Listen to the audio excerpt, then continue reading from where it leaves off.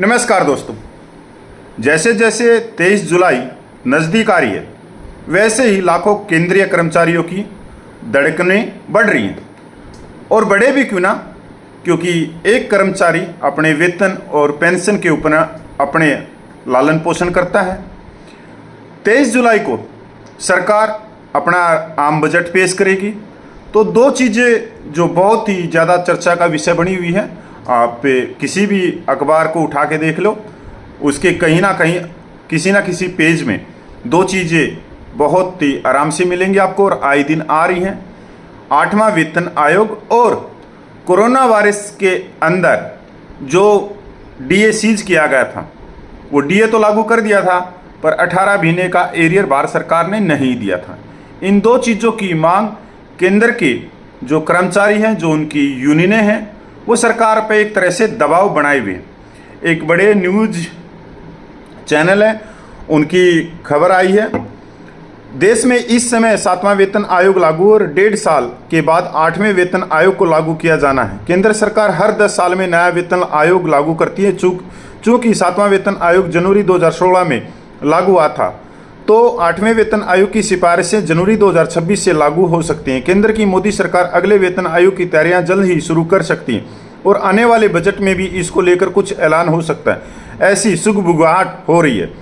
1 करोड़ से ज़्यादा कर्मचारी और पेंशनर को होगा फायदा। जो केंद्र सरकार के कर्मचारियों की यूनियन है, उन्होंने भी पूरा दबाव बनाया हुआ है पिछले दिनों से। इसमें 8वें वेतन आयोग के गठन को लेकर मांग की गई है। 8वें वेतन आयोग के गठन से लगभग 49 लाख सरकारी कर्मचारी और 68 लाख पेंशन भोगियों को बेनिफिट होगा, यानी कुल मिलाकर 1 करोड़ से ज़्यादा लोग इससे फायदा ले पाएंगे।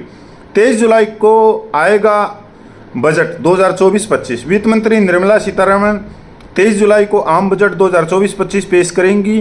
केंद्रीय सरकारी कर्मचारियों का संघ आगामी बजट में 8वें वेतन आयोग के गठन की मांग कर रहा है। इतना ही नहीं, कर्मचारी और श्रमिकों ने इसके लिए एक प्रपोजल भी तैयार करके दिया है। बहुत अच्छा भाई, कितनी बढ़ जाएगी कर्मचारियों की सैलरी? उम्मीद है कि 8वें वेतन आयोग के तहत फिटमेंट फैक्टर में इजाफे के साथ ही उनकी सैलरी को भी बढ़ाया जाएगा। फिटमेंट फैक्टर वो मुख्य फार्मूला जो 8वें वेतन आयोग के तहत कर्मचारियों की सैलरी और पे मैट्रिक्स को निकालने में मदद करता है।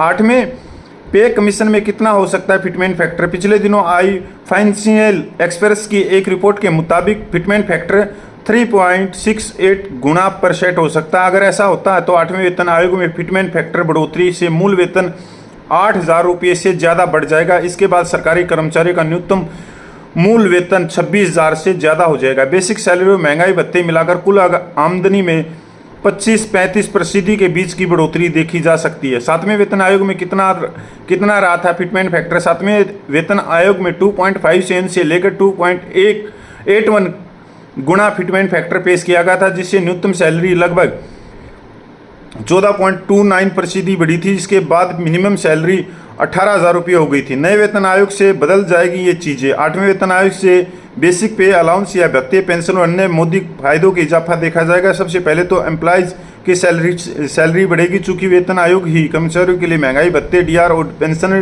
के लिए रात डीआर समेत दूसरे अलाउंस को तय करने का भी फार्मूला तैयार किया गया।